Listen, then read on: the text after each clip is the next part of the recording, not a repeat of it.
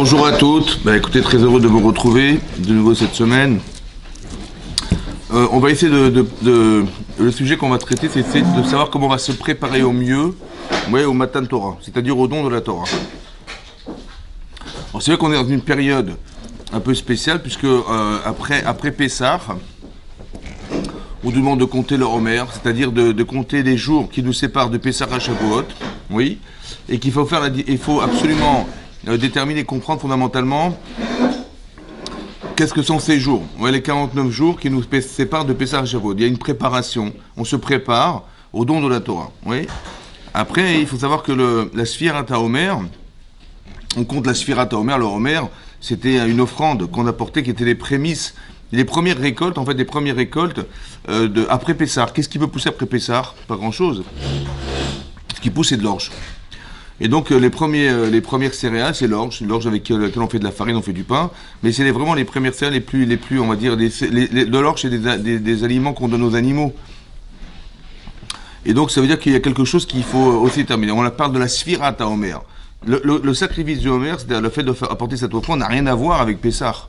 Et rien à voir avec Shavuot, puisque ce sont des jours des séparés. Vous avez bien vu qu'on fête Pessah. Oui, on n'a pas mêlé Pessah avec la Sfirat HaOmer, ni a priori le sacrifice du Homer. Le Homer, on l'amène le lendemain. Et donc distinguer entre ce jour-là et Pessah. Qu'est-ce que c'est que Pessah? Et qu'est-ce que c'est que le Homer? Et qu'est-ce que sont ces jours qui nous séparent de Pessah à Shavuot? Il faut accepter la Torah. On a l'impression qu'il y a une logique de lien entre le fait qu'on soit sorti d'Égypte, le fait qu'on doit apporter ce fameux Homer, et le fait qu'on va compter des jours du Homer. Donc c'est forcément lié avec le Homer. Et donc arriver au don de la Torah. Pessah, qu'est-ce que c'est que Pessah? Pessah, il y a deux choses dans Pessah. Bon, Pessah, c'est la liberté. On dit bien que c'est le Zman Cherutenu. Qu'est-ce que veut dire être libre? Oui. Donc il y a deux sens à la liberté. La liberté, la première, c'est d'abord d'avoir été libéré physiquement. On n'est plus des esclaves, on n'a plus des chaînes aux pieds. Ça, c'est la première chose qu'il fallait comprendre. Mais on peut rester malgré tout esclave de soi-même, c'est-à-dire de l'emprise qu'a les autres sur nous, de la propre emprise qu'on a sur soi-même, de la petite prison qu'on s'est soi-même, dans laquelle on s'est soi-même enfermé. Oui, c'est pour ça que on n'a pas fait de Shira quand on est sorti d'Égypte. On n'a pas chanté, on n'était pas heureuse de sortir de Mitzrayim, a priori. Bon, on était quelque part satisfaite parce qu'on est sorti de l'esclavage. Ouais, ça fait des décennies qu'on est esclave, ça fait des centaines d'années qu'on est sous une forme d'exil qui est insupportable. Et donc on sort de Mitzrayim, on a été libéré d'Égypte, on n'a pas chanté. Mais par contre, qu'est-ce que fait Hachem? Il va nous mettre dans une situation dans laquelle on n'a plus de solution. C'est-à-dire, on se retrouve devant la mer Rouge, voilà, une semaine plus tard, une semaine après, on est devant la mer Rouge, à droite, à gauche, on est dans le désert, ouais, et on voit les Égyptiens arriver. Donc Hachem provoque en fait la venue de Pharaon, oui, et là on a eu très peur. Oui, donc il y a eu une fois c'est formé sous forme de plainte. On s'est plaint auprès de Moshe Rabbeinu, mais qu'est-ce qu'on a été faire sortir d'Égypte? On aurait préféré des esclaves que de mourir dans le désert. C'est vrai qu'on préfère souffrir que mourir. Voilà ce qu'ils ont dit. Et il y a d'autres qui ont dit non, ils ont crié vers Hachem, ils ont fait appel à Hachem. Maintenant, quelle est la solution physique? Qu'est-ce que vous allez faire? Vous avez les Égyptiens qui arrivent. Bon, vous n'allez pas vous battre contre les Égyptiens. Vous êtes armés, mais vous n'êtes pas forcément préparés à la guerre. C'est vrai. Après, de se dire, on va se sauver dans le désert. Comment on va survivre dans le désert? Et d'aller nager dans la mer, non plus, c'est pas une solution. Donc on a zéro solution. Physique, zéro. Qu'est-ce qui se passe quand on a zéro solution? Pourquoi Hachem, il nous met dans des situations où il n'y a pas de solution? Il n'y a pas de solution. Qu'est-ce qu'il va faire? En fait, il fait exprès, en fait. Il y a des gens qui vont mal le prendre et qui vont le prendre comme une angoisse.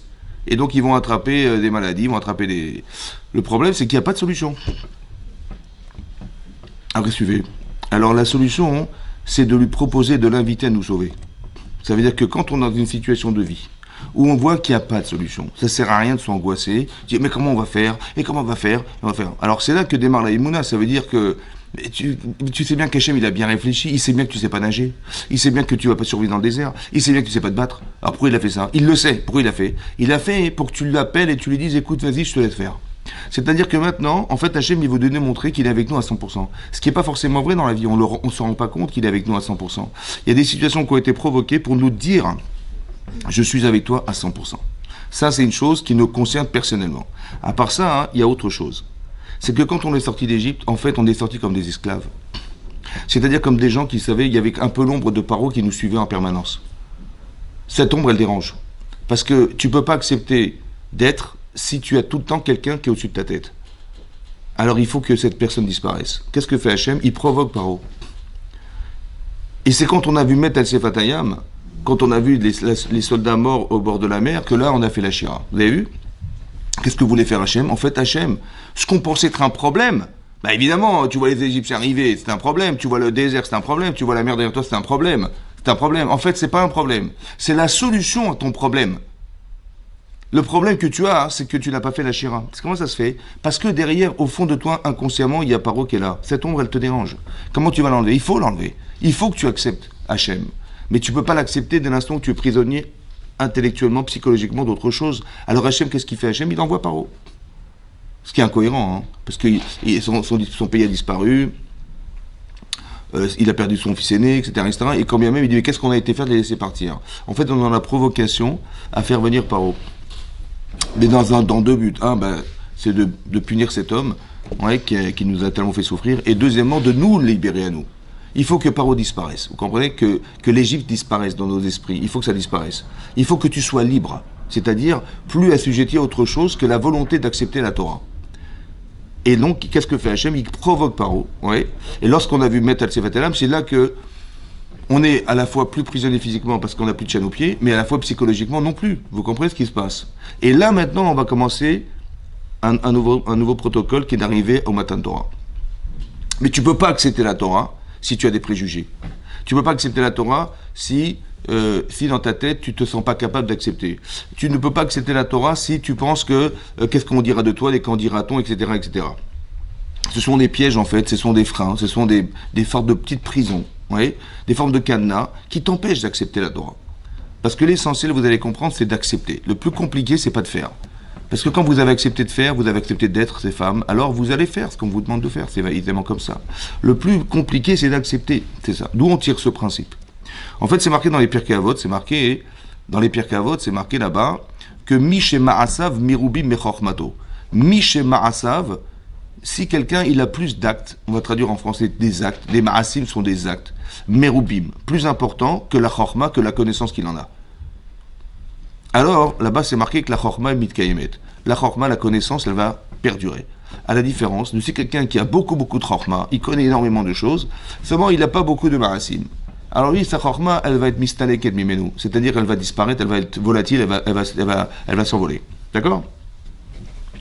Là-bas, le Rabbeinu Yonah, il pose une question sur le Pirkei Avot lui-même. Il demande, il dit, mais comment quelqu'un, il peut faire plus que ce qu'il sait? Il y a marqué Marasav Merubim. Ça veut dire qu'il fait beaucoup de choses et il n'a pas beaucoup de connaissances. Mais c'est impossible. Intellectuellement, c'est pas possible de faire plus que ce qu'on sait. Si tu connais 3 choses, tu peux pas faire plus que 3.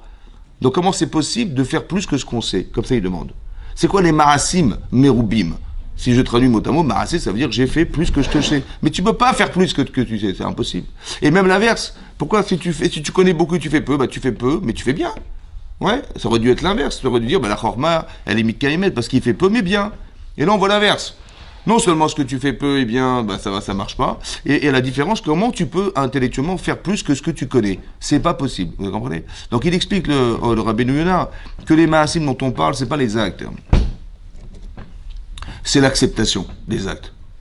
C'est ça qui a marqué Naaseh Venishma, comme ça il explique. Naaseh Venishma, c'est pas je vais faire, et après je vais essayer de comprendre. C'est pas grave, pour peu que je fasse, et après on verra, je vais essayer de comprendre plus tard. C'est pas ça le pshat, c'est pas ça le sens. Parce que si tu fais sans savoir, ou si tu fais sans vraiment comprendre et connaître, qu'est-ce que tu vas faire? Tu vas faire quelque chose de bien? Forcément non, évidemment, tu vas faire quelque chose bancal. Comment tu peux demander aux gens de faire sans savoir? Ça n'a pas de sens. Tu dis, fais déjà, et après on verra. Mais qu'est-ce que tu vas faire? Qu'est-ce que tu vas faire? Tu vas faire quelque chose? Non, c'est pas ça, on t'a pas demandé de faire. Est-ce que tu acceptes de faire? C'est-à-dire, c'est quoi Naaseh Venishma? Hachem, il nous a sorti d'Égypte. Hachem nous a ouvert la mer Rouge. Hachem nous a donné la main dans le désert. Hachem nous a fait survivre dans des conditions impossibles. Écoute, tu m'as sauvé ma vie. Alors tout ce que tu me demanderas de faire, j'accepterai. Naaseh Venishma, c'est que j'accepterai tout ce que tu me demanderas parce que aveuglément, je te fais confiance. Vous comprenez? Naaseh Venishma. C'est pas tu feras. Tu accepteras de faire. Maintenant que tu m'as fait ça, mais évidemment, la reconnaissance est infinie, donc j'accepterai de faire tout ce que tu me demanderas de faire. On t'a pas demandé de faire, d'accepter de faire. Ça veut dire qu'il faut être des gens capables de pouvoir accepter de faire. C'est ça le plus compliqué. c'est d'accepter. Ça va? Donc pour accepter, il faut avoir envie. Pour accepter, il faut être reconnaissante. Pour accepter, il faut balayer tout ce qui nous empêche de l'accepter. Ça va? Donc je réfléchis à ça. Et donc je vais faire un travail, il va y avoir un travail spécifique qui s'appelle accepter la Torah. Voilà, comment je vais faire pour accepter la Torah? Ça c'est la chose. Qu'est-ce qui se passe? En fait, on a une mitzvah de compter le Homer. Oui, jour après jour, on compte le Homer. Et on compte les semaines. Oui, vous avez vu qu'on passe, on fait un décompte additionné des jours. Et à un moment donné, quand on arrive à la semaine, on dit on est la première semaine. Mais après, on est 8 jours, ouais, mais donc on est le premier jour de la première semaine. Vous savez comment ça marche? C'est comme si on montait des étages, hein, et on est au premier étage. Maintenant, on est à la première marche du premier étage. Deuxième marche, quand on arrive à la 7e marche, hop, on bascule sur le deuxième étage. C'est ça qui est marqué. Pourquoi on doit compter des jours? Et pourquoi il y a des étapes? Pourquoi c'est fracturé? Pourquoi il y a des arrêts? Vous avez vu, il y a des semaines. Shiva, Shavuot, Isporlach. Pourquoi nous faire compter 7 fois 7, 49? Dis voilà, il y a des additions de jours, il faut compter les jours, et puis voilà, on arrive au 49e jour. Ça, c'est une question, pourquoi il y a des étapes. La deuxième chose que je ne comprends pas, c'est qu'est-ce qu'on a gagné de compter? Vous avez compris? Dites, on compte 1, 2, 3, 4, 5. Si l'objectif, c'était Shavuot, ouais, c'est comme, et il vous reste combien de jours avant de vous marier? Il nous reste, on compte à compte à rebours, on compte à l'envers. On est tellement enthousiaste de pouvoir arriver à ce jour solennel qui est le jour de Matan Torah. Il nous reste que 2 jours, il nous reste que 3 jours, je sais pas, voilà, on compte à l'envers. On aurait dû dire 49, 48, 47, voilà. On est séparés de quelques jours, voilà, on avance et on avance, on se rapproche de plus en plus du Matan Torah. On aurait dû compter à l'envers. Or, ici, on compte à l'endroit. On compte 1, 2, 3, 4, 5. Pourquoi on compte à l'endroit? Qu'est-ce que veut dire compter? Qu'est-ce qu'on va mettre dans ces jours? On nous prépare à Shavuot. Mais si quelqu'un il fait une prépa, il va rentrer à la yeshiva, il va préparer un shiur, il va préparer quelque chose, il se prépare à rentrer quelque part. Quelqu'un qui fait des études, il y a des études, il y a une prépa pour rentrer dans des grandes écoles. Il y a un contenu dans cette préparation, puisqu'il faut se préparer, s'acclimater, s'adapter à l'endroit où je vais aller. Donc c'est vrai qu'il y a une préparation. Quelle préparation on fait? Est-ce que vous sentez une différence fondamentale entre le lendemain de Pessah et le jour où vous avez reçu la Torah, le jour de Shavuot? Qu'est-ce qui s'est passé de spécial pour dire, on a gagné? Qu'est-ce qu'on a gagné? Rien du tout. Vous avez compris? C'est le même, on est la même. Le jour où on a commencé à compter, le lendemain de Pessah, que le jour où on a juste attendu. Voilà. C'était un peu long, mais c'est comme ça, on a dû attendre le matin de Torah. Pourquoi il fallait attendre?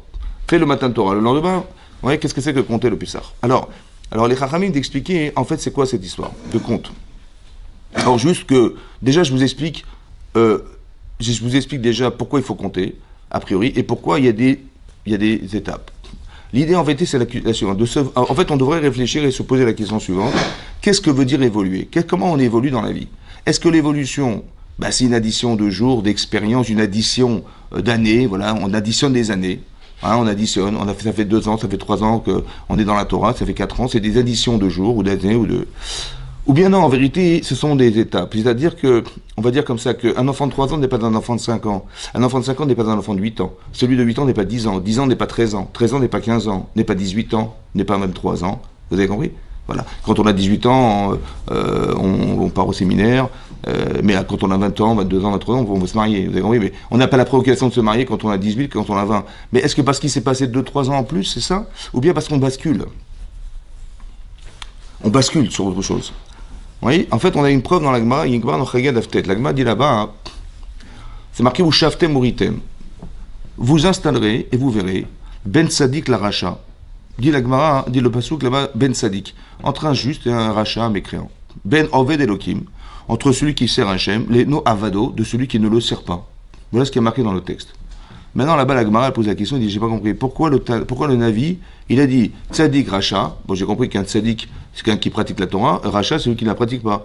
Et après, juste après, c'est marqué, celui qui le sert de celui qui ne le sert pas. Ben évidemment que celui qui le sert, c'est le tzadik, celui qui ne le sert pas, c'est le racha. Pourquoi cette redondance dans le texte? Comme ça demande la Gemara. Réponse de la Gemara, elle dit, non, mais attends, je vais t'expliquer une chose.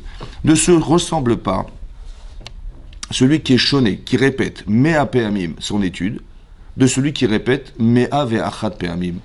Ne se ressemble pas à quelqu'un qui va répéter son étude 100 fois, de celui qui ne le répète que une fois de plus, 101 fois. La Gemara dit, j'ai pas compris.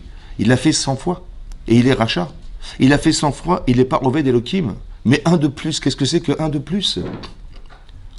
Comment le Navi il a pu dire qu'il a fait... C'est ça, la Kavana du Tana, c'était d'expliquer. Il a fait 100 fois, mais il est rachat. Ah bon? Il a fait 100 fois. Et l'autre, il a fait un de plus, il est tzaddik. Et celui qui a fait 100 fois, il n'est pas Oved Elohim. À la différence d'avoir fait 101 fois, il est Oved Elohim. Alors la Gemara a dit comme ça. Il a expliqué à son élève, il a dit comme ça. Quand tu vas louer un chamor, tu vas louer un âne pour faire 10 parsaot, c'est-à-dire 10 fois 4 km. 40 km. C'est quoi les tarifs là-bas? Qu'est-ce qui est marqué là-bas sur la tarification de la location des chamorim là? Il dit, il y a marqué un zouz. Tu fais 10 parsaot, un zouz. Ok. Et si tu en fais 11, j'ai vu là-bas le tarif, il a doublé. Il y a marqué 2 zouzim. Ah, c'est bizarre, il y a marqué 2 zouzim. Tu as fait un de plus, une parsa de plus, ça double. Voilà ce qui est marqué dans la Gemara. Alors le Rav Dessler, il explique c'est quoi cette histoire de 1 de plus, tu doubles. C'est d'expliquer que l'évolution, elle se fait par étapes. C'est-à-dire, tu vois, tu as fait 1 de plus, tu as dépassé un niveau, ouais, et ça double. Ça veut dire que celui qui a fait 100 fois, c'est énorme. Bien sûr que c'est un tzadik gadol, évidemment. Ça dit 100 fois, c'est énorme. Mais il n'a aucune commune mesure avec celui qui a fait 101. Parce que 101, c'est une bascule. Tu passes à 1 de plus, tu multiplies par toi-même ce que tu étais à 100. C'est ça qui est marqué dans le texte. Ça veut dire que, comparativement à celui qui est devenu celui qui a fait 101, il n'a aucun rapport avec celui qui a fait 100. C'est ça comme si qu'il n'était pas Oved Elohim, l'autre, à la différence de celui qui a fait 101. Ça veut dire qu'on se rend compte que l'évolution, ce ne sont pas des additions. Vous avez compris ce que je vous dis? C'est plus que ça. Ça veut dire que tu transposes, tu deviens la personne, tu bascules sur autre chose, parce que tu as fait 1 de plus. Voilà. Et donc ça veut dire que ce qu'on voudrait nous apprendre ici, c'est que, sans avoir fondamentalement compris ce que veut dire, quel contenu je vais mettre dans ces jours, par contre, je sais que je vais basculer quand je vais faire 1, 2, 3, 4, 5, 6, 7. 7, je suis au premier étage. Comme si que vous avez un bâtiment, vous êtes au rez-de-chaussée, vous voyez des voitures qui circulent. Vous levez les yeux, vous voyez le ciel, voilà. Et vous montez un étage, tiens, vous avez une perspective différente. La panoramique, elle est différente. Ça va? Et vous montez encore un deuxième étage, et un troisième étage. Et après, vous avez carrément une vue sur Paris. Ça veut dire qu'on est en train de nous expliquer que ton évolution, l'éventail de ta capacité mentale, émotionnelle à voir, n'a aucun rapport avec celui qui est en bas. Celui qui est en bas, il dit, qu'est-ce que tu vois? Je dis, je vois des voitures. Il dit, mais moi, je vois l'Arc de Triomphe, je vois la Tour Eiffel. Je dis, où ta Tour Eiffel? Où tu vois la Tour Eiffel? Celui qui est au rez-de-chaussée, il voit pas la Tour Eiffel. Celui qui est là-haut, il dit, mais il y a la Tour Eiffel. Tu vois pas la Tour Eiffel? Mais non, je vois pas la Tour Eiffel. C'est-à-dire que la personne qui va évoluer, elle va voir autre chose. Elle va comprendre autrement. Mais ça, c'est des étapes. La différence, c'est quoi? Qu'est-ce qu'on gagne de savoir que l'évolution est une addition? Ou bien, il y a des étapes? C'est que quelqu'un qui fait tchouva à 40 ans, comment il fait? Rabbi Akiva, il a fait tchouva à 40 ans. Il a 40 ans de retard. Ça va, il a 40 ans de retard dans sa vie. Comment il va rattraper 40 ans? En vérité, si la vie était une édition d'années, alors il pourra rattraper, c'est trop compliqué, c'est trop... Il va se retrouver au Talmud Torah avec des enfants de 6 ans, 7 ans. Ils ont 6 ans, il en a 40, c'est-à-dire qu'il a 34 ans de retard sur ces gens-là, même plus 40 ans. Ça va? Par contre, si tu dis que l'évolution, elle se fait par étapes, il a passé des étapes que eux n'ont jamais traversées. Il a compris des choses dans sa vie, il est passé par des souffrances, il est passé par des choses qu'il a prises sur lui, etc., etc. Donc l'enseignement qu'il va percevoir de celui qui va lui enseigner n'a rien à voir avec l'enfant qui va percevoir le message, vous comprenez? Donc ça va aller beaucoup plus vite pour lui. C'est encourageant, parce que ça veut dire que on peut avancer beaucoup plus vite quand on a passé des étapes que si on avait été stagné. Ou l'inverse. Il y a des gens qui stagnent. Ils stagnent au 3e étage. Toute leur vie, ils sont restés au 3e étage. Vous avez compris? Quand vous voyez des petits vieux, je sais pas moi, qui sont à la retraite, qu'est-ce qu'ils font? Qu'est-ce qu'on fait le dimanche? Le dimanche, on va amener sa voiture pour la laver au pressing des voitures lavées. Et puis il va sticker les jantes de sa voiture, parce qu'il faut que ça brille. La jante, il faut qu'elle... Ah, attention. Et il va dire à sa femme, il dit, qu'est-ce que tu fais là? Je dis, voilà, je nettoie ma voiture, mais pourquoi faire? Je dis, attends, je vais sortir avec, je veux pas... Ah. Mais pourquoi faire? Pour que les gens, ils voient ma voiture. Ma voiture, il faut qu'elle brille, il faut que... Bon, il a quel âge? Quel âge il a? Et il a 65 ans, mais en vérité, il a quel âge? Bémet, il a quel âge? Hein? Combien? 9 ans, vous dites? 20 ans, voilà. Il a 20 ans. Il a 20 ans. Ça veut dire qu'il a 20 ans, en fait. Mais tu dis, mais c'est pas possible, il a 20 ans. J'ai vu sa carte d'identité, il est né en 1900, je sais pas quoi. Il a 20 ans. C'est-à-dire qu'il a stagné. Il est resté le petit jeune homme de 20 ans. Il n'a pas plus évolué parce que sa préoccupation du moment, à 65 ans, c'est peut-être faire autre chose de sa vie, quand même. Non? Eh ben non, lui, il va sticker sa voiture. Ça veut dire qu'il est resté, il a stagné. Parce que l'évolution ne sont pas des additions d'années.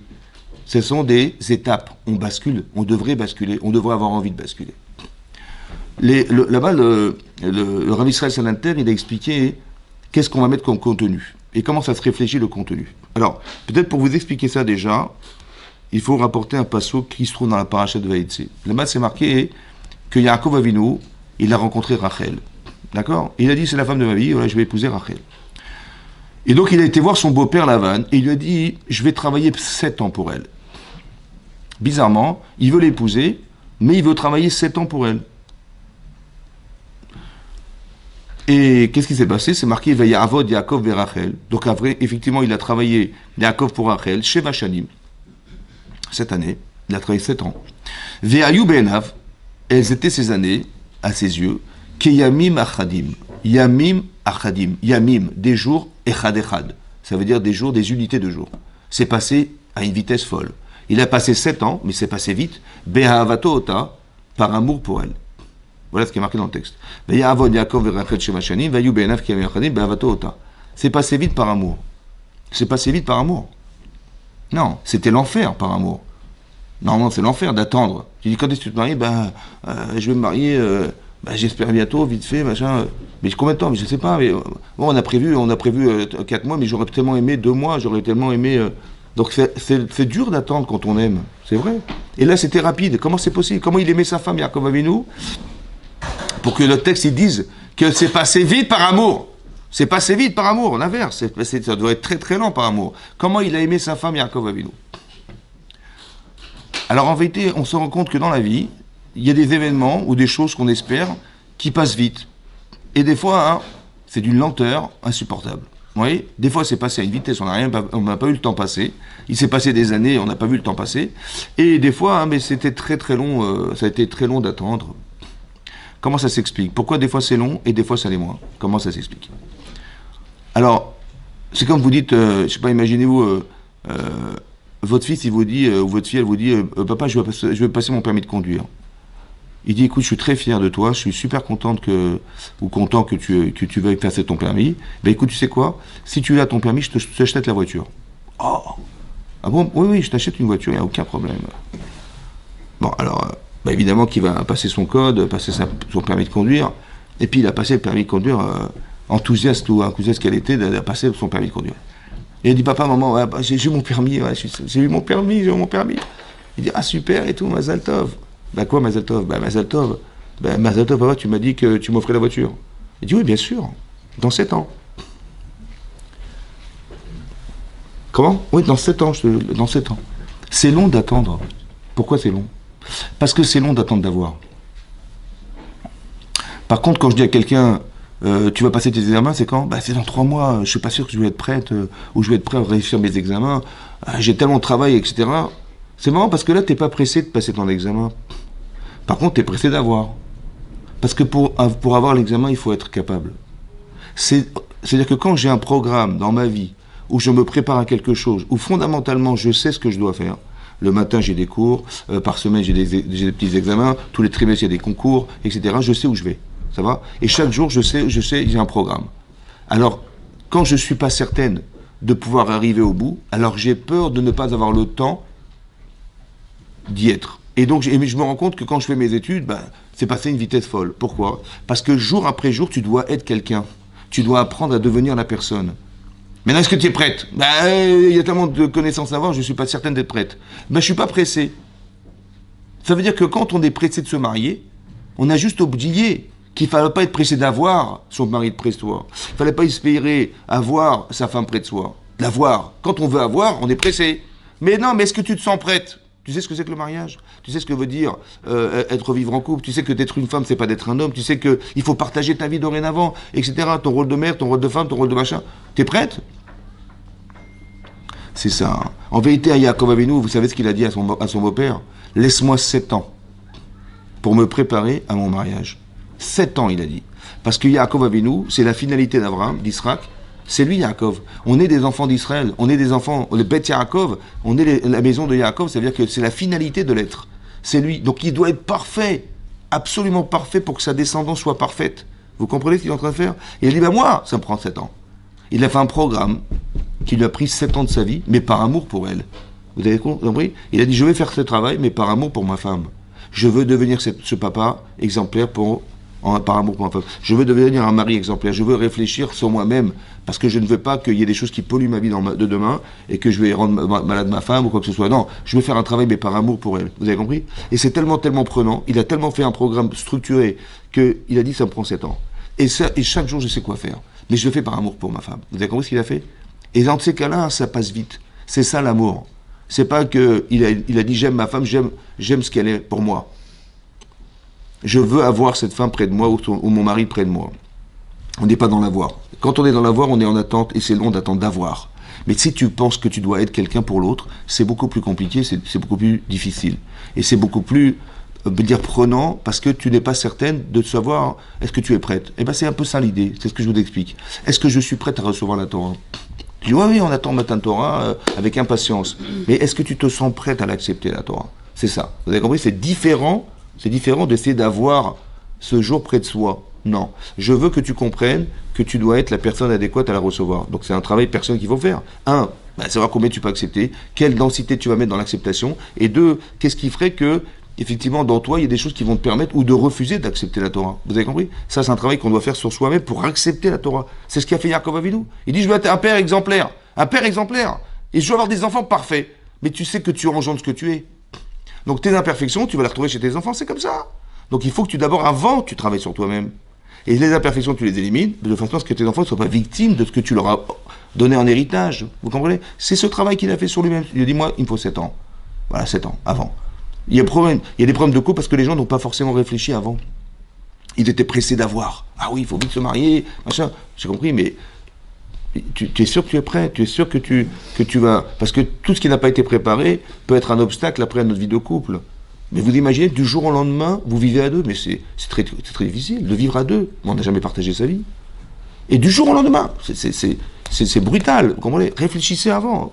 Comment je vais faire, comment je vais m'adapter. Et plus c'est réfléchi, et plus on est acclimaté, plus on est adapté, et plus la vie, elle est beaucoup plus simple. On est dans le shalom, on n'est pas dans le contraire. Voilà. Ça, c'est important de le comprendre. Maintenant, qu'est-ce que veut dire accepter la Torah? On a un peu compris. Maintenant, qu'est-ce qu'on met dans ces jours? Alors, c'est marqué là-bas que les Talmidim du Rav Israël Salanter, ils se sont inspirés de ce qui est marqué dans les Pirkei Avot. C'est marqué là-bas que la Torah, elle est niknit, elle s'acquiert avec 48 ma'alot. Il faut 48 qualités humaines, à la différence d'être roi ou d'être un Kohen. Être un Kohen, il en faut 24, et pour être un roi, il en faut 30. Mais pour la Torah, il en faut 48. 48 qualités, 49 jours. Ça veut dire qu'on va tous les jours travailler sur une qualité, et la synthèse de la qualité, on va le faire le 49 qui précède Shavuot, 50e jour. Vous avez vu? Donc c'est ça. On va essayer de réfléchir. Alors, je vais vous citer un petit peu, parce que je ne vais pas tout donner tous les 49, mais au départ c'est marqué, la première chose c'est Talmud. Il faut étudier. Ça veut dire que les dames, elles doivent étudier ce qu'elles doivent savoir. Ouais, il faut connaître la Torah. Il ne faut pas être étrangère au texte. Ouais, ça c'est important de connaître. À part ça, je pense qu'on parle de kinyan. C'est-à-dire quand on parle de kinyan en français, ça veut dire on doit acquérir les choses. Il y a louer un appartement et acheter un appartement. Je suis propriétaire. Je dois devenir propriétaire de la Torah. Qu'est-ce que veut dire être propriétaire de la Torah? Ça veut dire qu'il faut s'approprier les choses. Je m'explique. Il y a ce qu'on appelle la chokhma. La chokhma, c'est la connaissance. Ça va? La bina, c'est de la nuance, le discernement. Tu vois, tu as la bibliothèque, voilà. Il y a toute la bibliothèque devant toi. Mais non, voilà tous les livres. Ça, c'est la connaissance de la Torah. Ok. Maintenant, c'est quoi la différence entre le livre marron, le livre bleu et le livre rouge? Ça, c'est la bina. Ouais, tu dis, ça, c'est le Rashba, ça, c'est le Ritva, ça, c'est le Chat, ça, c'est la Mishnah Berurah, ça, c'est... Tu sais faire la différence entre les livres. Maintenant, le Da'at, c'est autre chose. Le Da'at, c'est la connivence, c'est-à-dire, est-ce que tu existes dans ce que tu sais? Est-ce que tu fais exister en toi le Limud HaTorah? Tu t'acquiers ce Limud HaTorah. Qu'est-ce que veut dire acquérir le Limud HaTorah? C'est d'être capable de réagir à ce que tu sais. Oui, ça s'appelle le Da'at. Le Da'at, c'est le lien. En français, le Da'at, on dit quelqu'un a du Da'at, c'est qu'il est connecté, ça veut dire qu'il réagit à ce qu'il sait. Des fois, vous allez dire, mais t'étais où? Excuse-moi, j'étais pas là. Voilà, j'ai pas fait attention. Il n'a pas de Da'at. Je dis, mais tu savais qu'on avait rendez-vous, tu savais? Oui, bien sûr que je savais, mais ça m'a échappé. Il n'a pas de Da'at. Ça veut dire qu'il n'est pas connecté à la connaissance. Il ne réagit pas à ce qu'il sait. Le Da'at, c'est le lien. D'accord? Adam, Yada et Tishto, Yada et Tishto, c'est-à-dire qu'il a connu sa femme, il y a un lien qui s'est créé entre lui et son épouse. C'est le lien. Le da'at, c'est la capacité de réactivité à la connaissance. Est-ce que tu réagis à ce que tu sais, ou bien c'est dans un coin de ta tête, mais tu vis autre chose? Vous avez compris? Le da'at, c'est ça. Maintenant, on nous demande de faire un kinyan. Ça veut dire que, dorénavant, comment je vais étudier la Torah? Je ne veux pas faire une interrogation écrite sur ce que je sais. Il faut connaître, bien sûr qu'il faut connaître. Tu dis, je connais la vie d'Abraham Avinu, je connais la vie de Yitzhak Avinu, je sais ce qu'a fait Yaakov Avinu, je sais les épreuves qu'il a traversées, je sais ce que les enfants de Yaakov ils ont fait, je connais tout la Torah. J'ai compris. Mais l'intérêt, c'est pas de savoir forcément. Le but, c'est pas de savoir. Le but, c'est t'approprier la connaissance, c'est-à-dire, est-ce que tu as compris pourquoi Yaakov il a réagi comme ça? Est-ce que tu as compris l'épreuve qu'a eu Abraham Avinu dans sa vie? Est-ce que tu as été d'analyser la capacité mentale, le courage qu'il a pu avoir, comment il est arrivé à ça? Alors, bien sûr que tous les personnages sont des extrêmes, hein, ils vont arriver à des niveaux extraordinaires. Mais moi, ce qui m'intéresse, c'est pas ce qu'ils sont devenus, parce que c'est quasiment impossible d'arriver à ce niveau-là. Mais vers quoi ils se tendaient? Ils tendaient vers quoi pour arriver là-haut? Comment ça s'est géré dans leur tête pour arriver à ce qu'ils ont fait? Ça va? Il y a une logique derrière, c'est ça qui m'intéresse. Et ce qui m'intéresse dorénavant, c'est de m'approprier ce yesod, c'est-à-dire cette capacité à réfléchir comme ça et à vivre comme ça. Vous avez compris? Par exemple, imaginez-vous, il y a une nouvelle dame qui vient au cours. On l'a jamais vue. Hein. Donc on est attablé, et on la regarde, et tiens, elle est nouvelle. Ouais, bon, elle n'était pas là hier, elle n'était pas là la semaine dernière. Ah, il y a une nouvelle. T'as vu, il y a une nouvelle. Ouais. Maintenant, je sais pas, on a lu la paracha de Vayera, et Avram Avinu, il est dans le désert. On est dans le désert, carrément, dans le désert. Et lui, qu'est-ce qu'il fait? Il cherche des gens qui ne savent pas où manger, où dormir. Mais il n'a pas seulement un petit peu envie. Hein. Il a fait la Brit Mila il y a 3 jours. Ça veut dire qu'il est carrément handicapé. Hein. Il y a une chaleur torride à l'extérieur qui est insupportable. Et malgré la douleur, et malgré la chaleur, il a encore envie de recevoir des gens à la maison. Ça veut dire, premièrement, j'apprends d'ici, qu'on peut dépasser la douleur. Quand tu as envie, quand tu as vraiment envie, ça va au-delà de tes capacités, de ta résistance physique. Au-delà. Parce que le désir, il est plus fort que toi. Deuxièmement, quand il est arrivé, Vayarot Sekratam, il a couru vers eux. Mais pourquoi il a couru? Il a couru parce qu'il avait envie de les recevoir. Il avait envie de les soulager. Parce que quand on est dans le désert, qu'est-ce qu'on va manger dans le désert? Bon, il va les voir, il dit bonjour, enchanté, comment ça va? Qu'est-ce que vous faites là? On est dans le désert, on s'est égaré. Bon, il dit écoutez, je vais vous inviter à la maison. Mais vous inquiétez pas, je vais pas faire grand-chose, hein, juste Omer Meat Oserbe. Il a dit vous inquiétez pas, mais on va rien préparer. Il dit à sa femme vite des gâteaux, des machins. Il aura préparé des trucs incroyables. C'est vraiment parce qu'il les reçoit d'une façon extraordinaire, quoi. Je m'acquiert le limoud. C'est quoi le kinyan? Je dis, quand je vois quelqu'un qui arrive, une nouvelle, elle arrive, je vais vite la voir. Je dis, bonjour madame, qu'est-ce que vous faites? Alors, on vous a jamais... enchanté de vous voir, voilà, je vous présente nos amis. Quelqu'un qui vient dans un endroit qu'il n'a jamais connu, il est embarrassé, évidemment, c'est comme ça. Qu'est-ce que vous croyez? Elle arrive, la fille, elle ne connaît rien du tout. Pour peu qu'on s'occupe d'elle. C'est un kinyan, c'est-à-dire que je me dis, mais si j'étais à sa place, comment j'aurais j'aurais aimé qu'on me reçoive? Je connais personne. Je dis voilà, bonjour madame, vous êtes nouvelle dans la communauté, vous êtes nouvelle, voilà, je vous présente des amis, asseyez-vous, voilà, on va manger ensemble.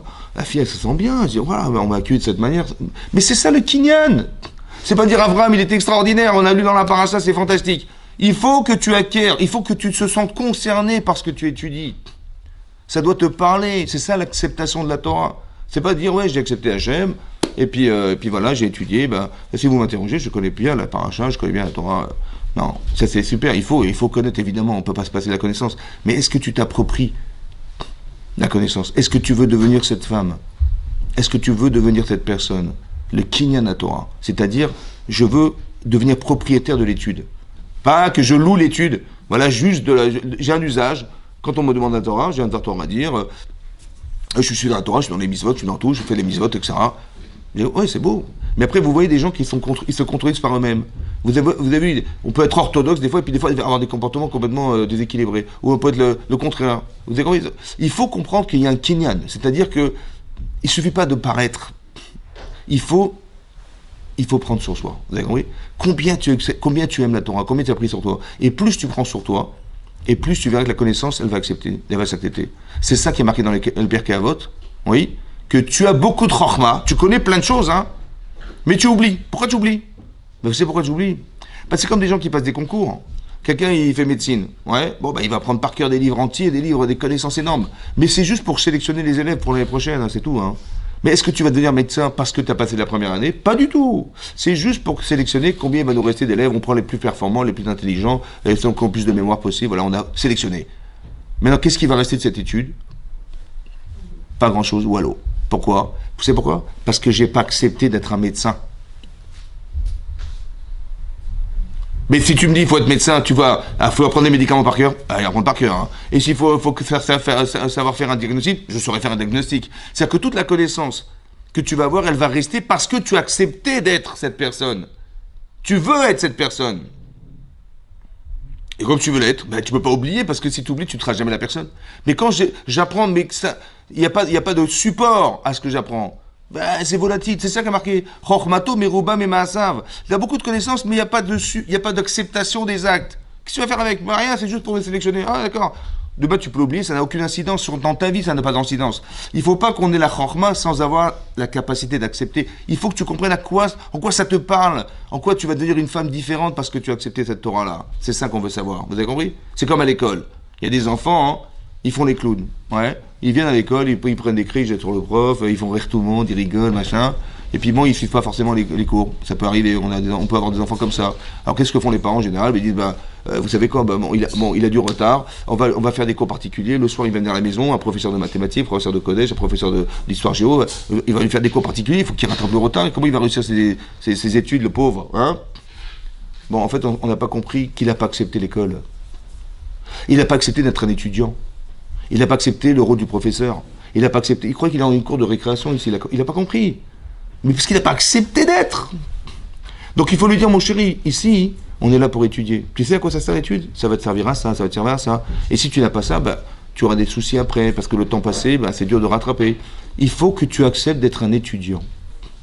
Après, je vais t'expliquer le rôle de l'école. À quoi ça sert une école? Ça sert à ça. Ouais. Après, je t'explique pourquoi ce professeur en particulier, il est intéressant pour toi. Parce que ça. Tu vois? À part ça, respecte la hiérarchie. Tu es l'enfant, il est le professeur. Tu es l'élève, il est le rave, etc.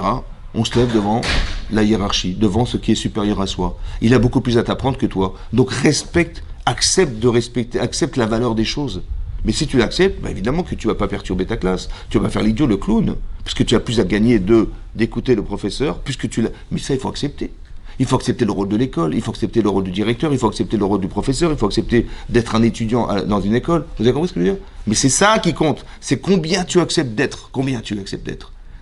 C'est ça. Alors, l'idée, c'est ça. Alors, c'est marqué Talmud, il faut étudier. Alors, il faut étudier, il faut savoir. Ouais. Je peux pas dire un jour, je savais pas, je connaissais pas, c'est quoi Borer ou Shabbat, je connais pas, c'est quoi. J'ai plus le droit de dire je sais pas. D'accord? Et donc c'est simple, il faut que j'apprenne, il faut savoir Yichot Shabbat, il faut avoir Yichot Yom Tov, il faut avoir Yichot Nida, il faut avoir tout ça. Il faut apprendre. Je peux pas dire je sais pas. Ouais. Talmud, c'est-à-dire il faut étudier, il faut connaître. Après vous dites mais vous imaginez tout ce qu'il faut savoir. J'y arriverai jamais. C'est trop, il y a trop de connaissances à savoir, c'est impossible. C'est vrai. C'est marqué Kol Hashoné Halachot Bechol Yom. Kol Hashoné Halachot. Tout celui qui apprend Halachot, le minimum du pluriel, c'est combien? 2. Halachot, ça veut dire 2 halachot par jour. Muftachlo, Sheuben là-bas. Combien ça prend de temps entre nous d'apprendre 2 lois par jour? Combien ça prend de temps? 10 minutes. 10 minutes. C'est beaucoup 10 minutes, mais bon. 10 minutes, c'est vrai? 10 minutes par jour. Bon. Je mets 10 minutes, c'est pas grand-chose. J'ai fait 2 halachot par jour. Sur un an, ça fait combien? Ça fait un an que je fais 10 minutes par jour. Ça veut dire 2 halachot multiplié par 365. Hein? Ça fait? Hein? 730. 730. Sur 10 ans? 300. Sur 20 ans? 14 600. Sur 30 ans? 21 900. 21 900 halachot j'ai appris en 30 ans. C'est beaucoup, hein? Mais j'ai mis 10 minutes. Donc c'était régulier, mais 10 minutes. Alors si vous avez mis 20 minutes, vous avez 44 000. Et si vous avez mis une demi-heure, on ne vous a pas dit d'apprendre tout ça demain. On a le temps. Oh. Tous les jours, voilà, je vois un truc, j'apprends Yichot la Shonara, 2 halachot par jour. Ça fait 30 ans, voilà. Ben vous connaissez, combien vous avez révisé, combien? Vous avez compris? Le problème, c'est qu'on dit, mais c'est trop. Mais on t'a pas dit de finir tout demain matin. Vous avez compris? Mais t'as le temps. Ouais, ça va, on est jeune, hein, ça va. Si t'as encore 40 ans de vie, ça va, t'as le temps. Hein. 50 ans, tu peux y aller. Hein. Même 20 ans, 30 ans, c'est énorme ce qu'on peut apprendre. Vous imaginez ce qu'on peut apprendre? Et si je sais que j'ai un âge avancé, eh ben, je vais pas faire 10 minutes, je vais faire une demi-heure. Ou je vais faire 1 heure par jour. Voilà, je prends 1 heure, voilà, je m'arrête 1 heure. Je dis, écoutez, laissez-moi tranquille, 1 heure par jour, je révise, j'apprends. Mais tout ce qu'on peut étudier, mais vous l'imaginez tous les jours, hein, c'est énorme. Mais c'est pour ça qu'il faut... Mais ça, c'est parce que j'accepte. Vous avez compris? Tu dis, ouais, mais c'est trop, il y a trop à apprendre. Mais pourquoi tu te pollues la vie à savoir que c'est trop long? Mais on t'a pas demandé de faire plus que ce que tu peux faire. Vous avez compris? Et les gens disent, ouais, mais comment je vais faire? Il y a trop de choses à apprendre. Et puis j'ai peur, si j'apprends trop, comment je vais peut-être être en décalage avec moi-même, et je vais être trop religieux, je sais pas quoi. J'arriverai jamais. Mais, enlève! Débarrasse-toi, débarrasse-toi. C'est comme Paro, il arrive, on n'a pas fait la chair. Mais il faut que tu te débarrasses dans ta tête de tous les stéréotypes, tout ce qui est tout quand tu vas dire, ben, je ne le fais pas, il y a un problème. Pourquoi tu ne veux pas faire? Pourquoi tu ne veux pas faire? Fais! Dis, ouais, mais qu'est-ce qu'on dira de moi? Et puis, j'aurai jamais le temps d'apprendre tout ça. Et puis, il y a trop de choses à savoir. Et finalement, qu'est-ce que tu fais? Tu fais rien. J'ai bien réfléchi, je fais rien. C'est trop. J'ai bien réfléchi. Mais pourquoi tu réfléchis pour ne pas faire? Réfléchis pour faire. Vous avez compris? Réfléchis pour faire. Mais je fais 2 halachot par jour. J'ai bien réfléchi. Voilà, avec 2 halachot, ça me suffit. Mais c'est rien 2 halachot. Mais qui t'a dit que ça va s'arrêter là? Ah, d'accord, j'ai compris. Ben, demain aussi, 2 halachot, demain, et après-demain, etc., etc. Vous avez compris? Il faut ne jamais écouter ce qui t'empêche de devenir quelqu'un. Parce qu'au fond, il y a un Yetzirah qui te dit mais non, c'est pas pour toi, mais laisse tomber. En fait, il ne faut pas qu'il ait raison. Hein. C'est dommage, il ne faut pas qu'il ait raison. Alors prends sur toi, et tout ce qui t'empêche d'accéder à ça, tu balayes. Ouais, on a tous un aspirateur, on balaye, on élimine. Il y a marqué Talmud. Après, c'est marqué, la deuxième chose, c'est Shmiat HaOzen. Shmiat HaOzen, en français, ça veut dire l'écoute de l'oreille. C'est bizarre, hein? L'écoute de l'oreille. Parce que, je ne sais pas comment on peut écouter autrement, mais hein, c'est marqué l'écoute de l'oreille. Pourquoi c'est marqué Shmiat HaOzen? C'est marqué Utesaper Beozne Bincha. Tu vas raconter aux oreilles de tes enfants et de tes petits-enfants, il faut raconter aux oreilles. Pourquoi on insiste sur l'oreille? Pourquoi l'oreille? Mais évidemment que tu parles aux oreilles de tes enfants, évidemment que tu parles. Vous voyez? Qu'est-ce que ça va exclure à l'inverse? Qu'est-ce que va exclure l'oreille? Il y a marqué l'oreille, mais pas quoi d'autre? Il faut que tu écoutes avec tes oreilles, mais pas quoi d'autre? Il y a marqué l'oreille, ça veut dire qu'il y avait autre chose. On peut écouter autrement. Comment on peut écouter autrement? Ben, il y a des gens qui écoutent avec leur cerveau. Il y a des gens qui écoutent avec leur cœur, avec leurs émotions. C'est-à-dire, par exemple, vous allez parler à une fille, ouais, une copine, vous parlez à une copine, vous n'avez même pas terminé votre phrase, elle dit ouais, c'est bon, j'ai compris, ouais. J'ai pas terminé. Ben ça va, je te connais, j'ai compris, c'est ça que tu voulais me dire. Ben des fois ça tombe bien, et des fois ça tombe pas bien. C'est pas du tout ce que je voulais dire.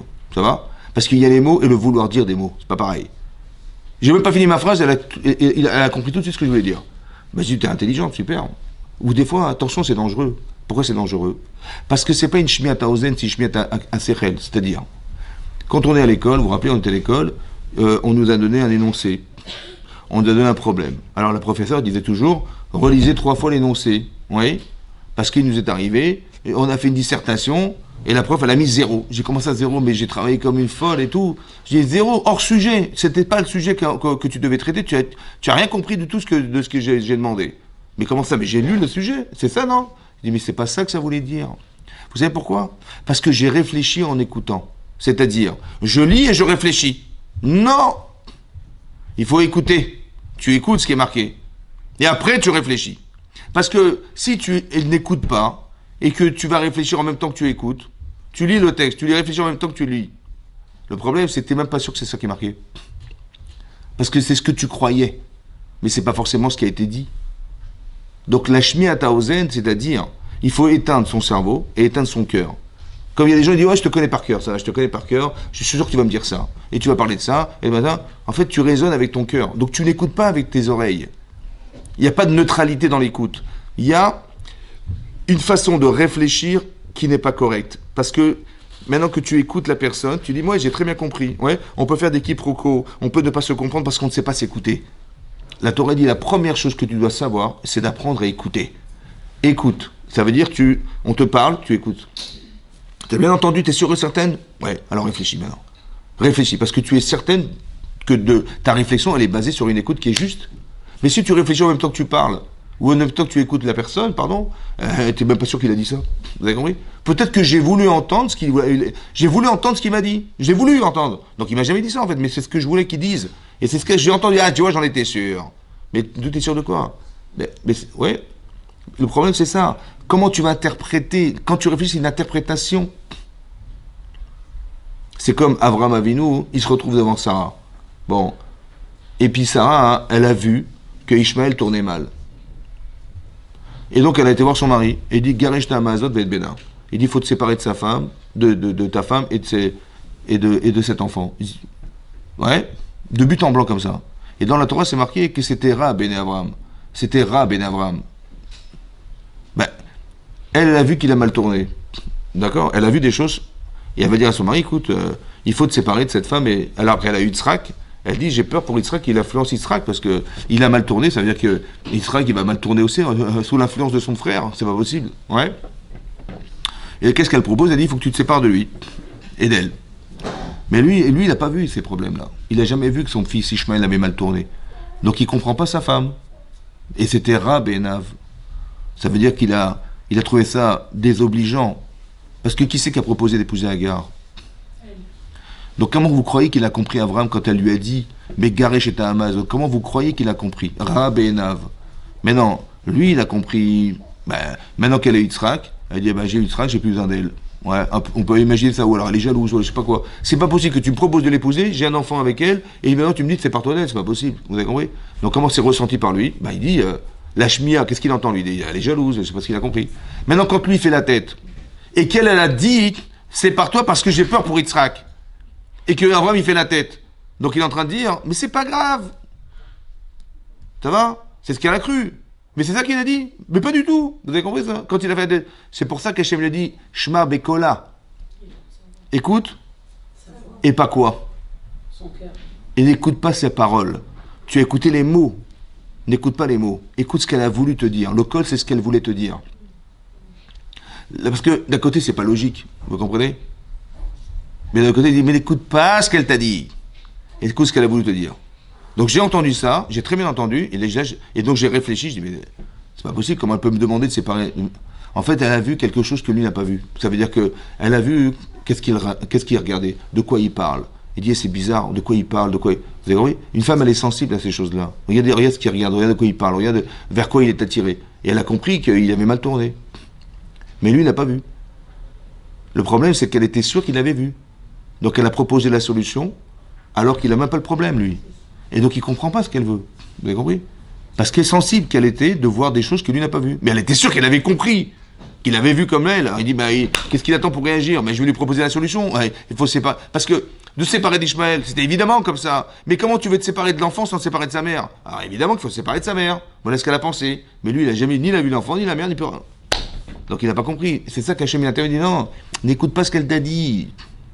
Écoute la voix de ta femme. C'est-à-dire, écoute ce qu'elle a ressenti, ce qu'elle voulait te dire. Elle ne voulait pas te dire ça. Dorénavant, tu dis pas, mais tu dis n'importe quoi. Tu dis, j'ai juste pas compris ce que tu voulais. Voilà. Parce que tu as dû voir des choses que je n'ai pas forcément vues. Je veux juste pouvoir entendre ce que tu as vu. Vous avez compris? Ça s'appelle Shmiat Haozen, ça. Donc on ne réfléchit pas avec son cœur. On n'écoute pas avec son cœur, pardon. C'est ça qui est marqué Ozen. Ozen, ça exclut deux facultés à entendre. Tu écoutes avec ton cerveau, autrement, ou tu écoutes avec ton cœur différemment. On ne veut pas de cette Shmiat. C'est pas comme ça. Parce que tu vas lire la Torah, tu vas lire Rashi, tu vas lire le Rashba, le Ramban, tu vas lire. Tu sais même pas sûr que c'est ce qu'il a dit Rashi. Parce que tu lis en réfléchissant. Mais non, laisse parler les gens. Vous avez compris? Apprendre à écouter les personnes. C'est important. Après, c'est marqué Arichat Sfataim. Arichat Sfataim, en hébreu, ça veut dire, la Aroch, ça veut dire étaler, dresser. Shulchan Aruch. Aruch, ça veut dire dresser. Il faut que tes lèvres soient dressées, ça veut dire. C'est comme une table. Est-ce qu'elle est bien préparée? Bah oui, tu mets les assiettes, les couverts, les machins, les verres, les serviettes, tout est nickel. Ouais, tout est bien placé, tout est ordonné. Shulchan Aruch. Il faut que ta pensée, elle soit articulée. Pour que tes lèvres, elles vont énoncer ce que tu penses. Il faut que tu sois structuré dans ta tête. Oui? Arichat Sfataim, c'est que tu connais plein de choses et tu déballes comme ça. Bon. Écoutez, on n'a rien compris. J'ai pas compris ce qu'elle a voulu dire. Elle m'a sorti des dizaines de connaissances comme ça, des dizaines d'informations. J'ai rien compris ce qu'elle a dit. Pourquoi? Mais c'était complètement brouillon, désordonné. J'ai pas compris. Il faut que tu puisses ordonner ta pensée. Tu vois, il y a un raisonnement, il y a une question, une réponse, après on a développé, il y a un fil conducteur dans la pensée, très important, que les choses soient dans l'ordre. Ouais. Il y a un ordre dans la pensée, il y a une structure dans la pensée, il y a une logique dans la pensée. Il faut que tu travailles ta logique pour que tu puisses énoncer correctement. C'est-à-dire que l'autre, il écoute très bien, hein. Il a une très bonne écoute. Seulement, je ne sais pas articuler ce que je veux dire. Donc, qu'est-ce qu'il va retenir? Zéro. Alors, il faut que tu apprennes, un, à apprendre à écouter, deux, à structurer ta pensée, que ce soit ordonné. Il y a un plan. Vous savez, quand on est à l'école, on dit voilà, introduction, question, machin. Il y avait un plan, il y a petit A, petit B, petit C. Après, on passe à la contradiction. Après, on passe et après, la conclusion. C'est coordonné. Il y a un CDR. Vous comprenez? Voilà. Et la fille qui est BCDR avec elle, dans sa tête, elle peut être BCDR avec elle-même et avec le reste. Vous comprenez? Mais il faut que ce soit cohérent. Il faut que ce soit logique, que ce soit compréhensible. Oui. Et donc, je suis Arichat Sfataim. Il faut que j'arrive à articuler ma pensée pour que je puisse énoncer les choses de façon à ce que les gens comprennent ce que je veux dire. C'est très important. Donc on a avancé dans le raisonnement, mais par étapes. Vous avez compris? Voilà, il faut des étapes. Ça s'appelle Arichat Sfataim. Après, c'est marqué Bina Talev. Alors, la Bina, c'est le discernement, la nuance, la Bina, et le Lev, c'est le cœur. C'est difficile de mêler les sentiments avec la pensée. C'est dur de mélanger les deux. Ouais. La Torah nous dit Bina Talev. La Bina, c'est le discernement, ouais. Et le Lev, c'est le cœur, les sentiments. Comment tu vas mêler les deux? Et c'est dangereux de mêler les deux. Parce que si tu ressens des choses et après tu réfléchis, bah, tu vas vouloir réaliser ce que tu désires. Et c'est pas forcément bien, parce que si le désir il est bien, tant mieux. S'il est mauvais, bah, tu vas faire des bêtises dans ta vie. Ça va? Parce que tu as désiré avant de réfléchir. La fille, elle est tombée amoureuse de ce garçon. Elle dit, ah, c'est mon mari, c'est mon mari, c'est mon mari. Il dit, mais non, mais il n'est pas pour toi, c'est pas... Il va changer, il va s'arranger. Le problème, c'est qu'elle n'arrive plus à réfléchir. Pourquoi? Parce qu'elle est follement amoureuse de lui, elle ne peut pas le voir autrement. Comment tu veux qu'elle fasse? Elle ne peut pas. C'est impossible. Pourquoi c'est pas possible? Parce que toutes les critiques qu'on pourra dire sur lui vont contredire ce qu'elle désire. Donc elle ne peut pas entendre. Parce que c'est souffrir que d'écouter les gens. Elle va souffrir, elle ne veut pas souffrir, elle ne veut pas le quitter, elle veut absolument, c'est l'homme de sa vie, donc elle ne peut pas le voir autrement. Mais il dit, mais sois cohérente. Mais elle ne peut pas. Vous avez compris? Parce que plus tu vas critiquer, et plus il dit, mais oui, il va s'arranger, oh, je lui donne une chance, on va s'arranger. Je lui donne une chance. C'est bizarre, comment tu veux donner une chance? Et si c'est pas lui, c'est grave, c'est pas, tu vas pas acheter une voiture, tu vas pas acheter un vêtement, tu vas te marier, c'est pour la vie, hein, c'est pas. Tu vois, je lui donne une chance. Bah, une chance, au lieu de dire, ah bon, vous avez vu des choses que j'ai pas vues, ouais, c'est peut-être grave. C'est comme je vais acheter une voiture. Je dis, t'as vu le contrôle technique? Je dis, non, mais je lui donne une chance. Peut-être que la voiture, c'est pas la bonne voiture. Jamais je vais dire que je donne une chance au garagiste. Hein. Je vais jamais lui dire, ah ben oui, ça va, je l'achète, puis on verra, je lui donne une chance, c'est pas grave. Non, tu vas vérifier, tu vas contrôler ce qu'il a fait, et quels travaux ont été faits sur la voiture, est-ce que le moteur, est-ce qu'il est vrai au kilométrage, est-ce qu'on n'a pas trafiqué. C'est ça, non, tu vas vérifier. Et là, tu vérifies, bah. Mais pourquoi? Parce que j'ai désiré avant de réfléchir. Non, il ne faut pas faire ça. D'accord? Qu'est-ce que veut dire Binat Alev? Binat Alev. On dit Chachmelev. On appelle les Chachamim des Chachmelev. Des gens qui sont Chachamim avec le cœur. Bizarre. C'est quoi Chachamim? Chachamim Lev. Alors, peut-être une explication qu'on peut donner déjà en approche. La première approche. C'est marqué que vous savez que quand Moshe Rabbeinu était prince d'Égypte, oui, c'est marqué Vayered Elechav. Il est descendu vers ses frères. Vayar Otam Besiv Lotam. Il les a vus dans leur labeur. Il a ouvert la fenêtre, il a vu des ouvriers qui travaillaient avec acharnement des Hébreux. Il a dit, ah les pauvres, il aurait pu fermer la tête. Bah, lui il était dans sa zone de confort, prince d'Égypte, il ouvre la fenêtre, les pauvres, je les plains, voilà, ça doit être dur pour eux les pauvres. Bon.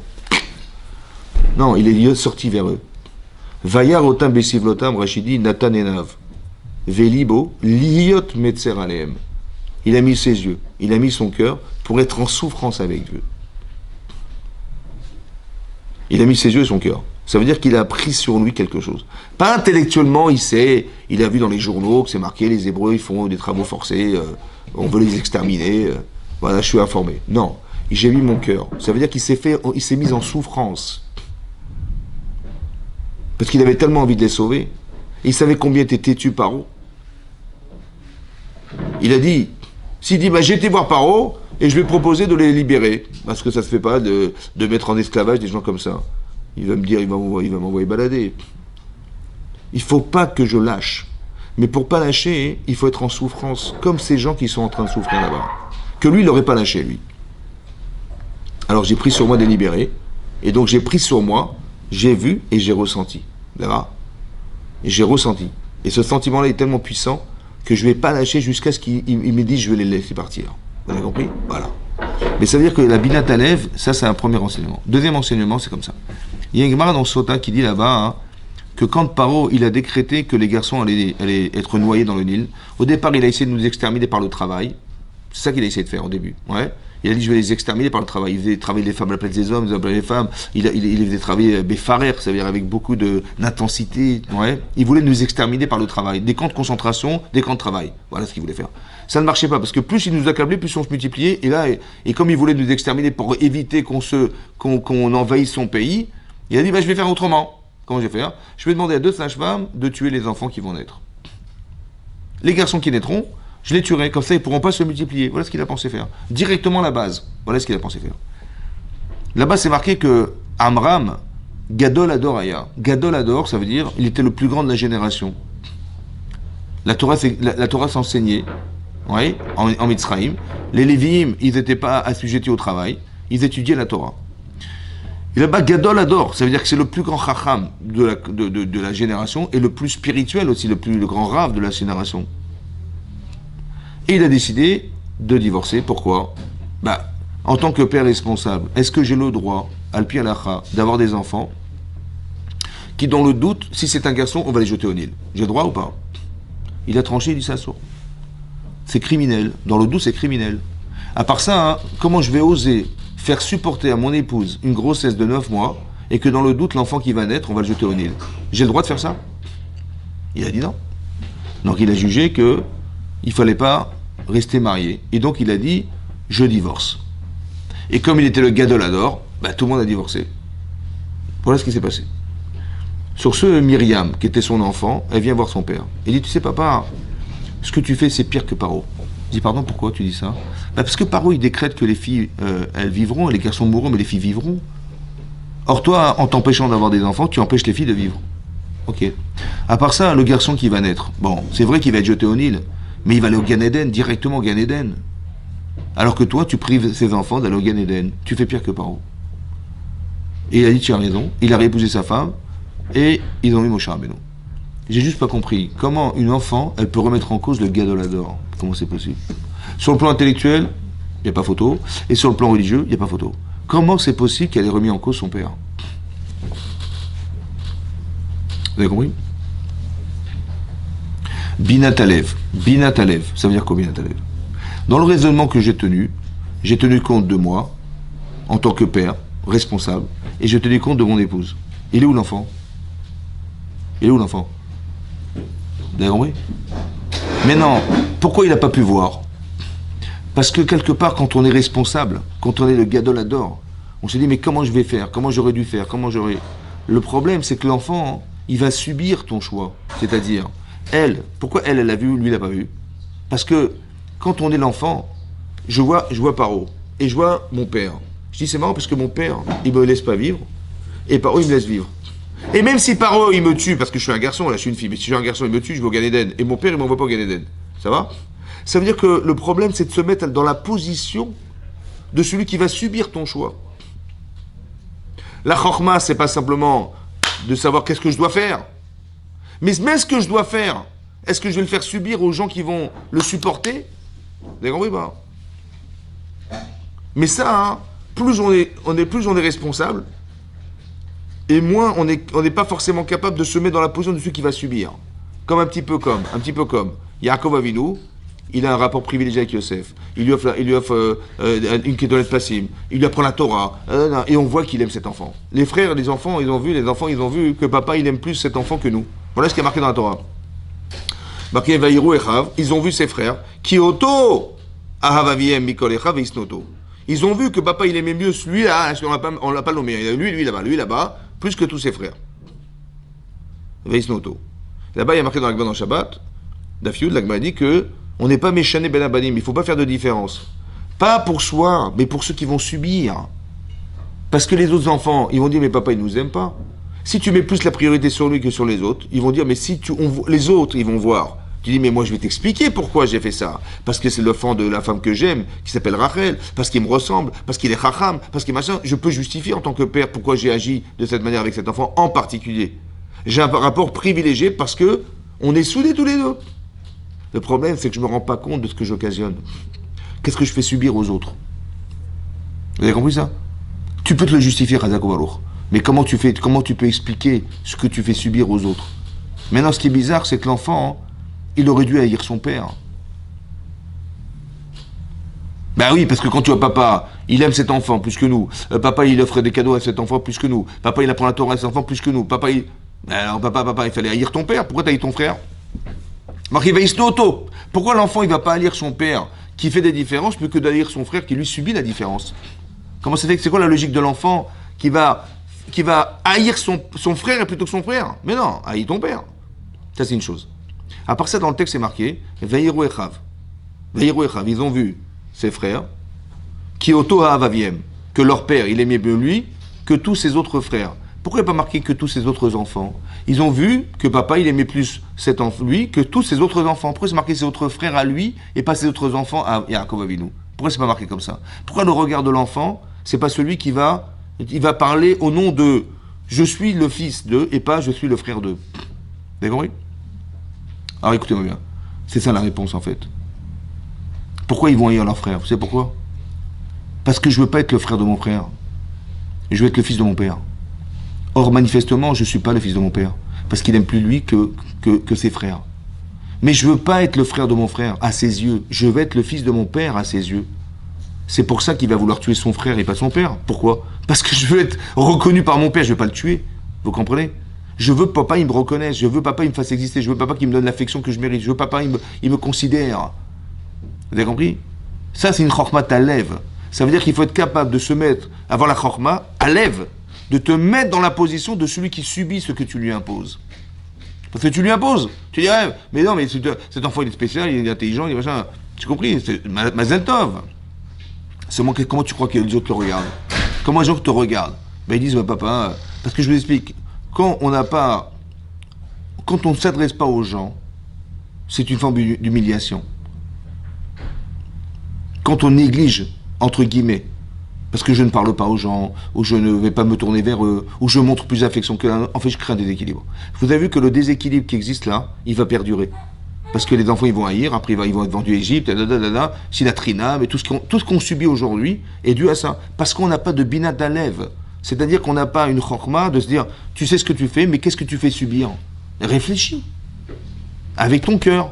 Et si j'étais à la place de la personne, moi, ouais, je suis un papa, mais si j'étais l'enfant, ben j'aurais eu honte de savoir que papa il préfère cet enfant que moi. Il m'a ignoré quoi. Ce manque d'affection, de rapport, de relation à l'autre, ça peut détruire une relation parentale, une relation familiale. Vous avez compris que tout ce qui s'est passé plus tard à cause de ça. Donc il faut faire attention à ça. Ça s'appelle Binat Alev. Ce que je suis en train de vous dire, ce sont des kinyanim. C'est-à-dire que pour comprendre la Torah, il faut avoir ces outils. Alors je ne vais pas tous les citer, il y en a trop, mais on doit l'étudier comme ça pour bien assimiler ces valeurs. Chazak ou Baruch.